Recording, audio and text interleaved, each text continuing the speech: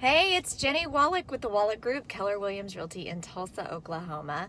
Today I'm going to talk about the 5S model of customer experience. The S today is survey. This is after you have set up expectations with your clients and now you're in agreement and working together.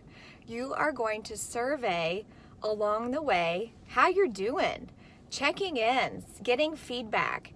Now, maybe you're implementing the promise in your business, and so that is a part of your plan. You're going to check in weekly with them and communicate and let them know what's going on and say, how we doing? Because if we don't ask, we don't know, and we're not able to correct any problems or any communication errors to get better as soon as possible. The other thing is that we want to track how we're doing. There's different ways of doing this, and it's called the CX system inside of the class that I teach, and it's just a way to kind of measure off in surveying your clients after closing of how we did.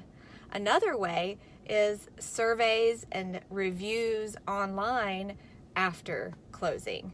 So this could be done through apps, this could be done through Google, Zillow, all of the different websites that are out there. You could create your own, whatever it takes to get feedback so that you are never assuming how you did. And in fact, whenever people give you a raving review, whether on Facebook or those others that I mentioned, now you have a testimonial that you can use in your marketing, and it always comes across better when that raving review comes from someone else, not us, right?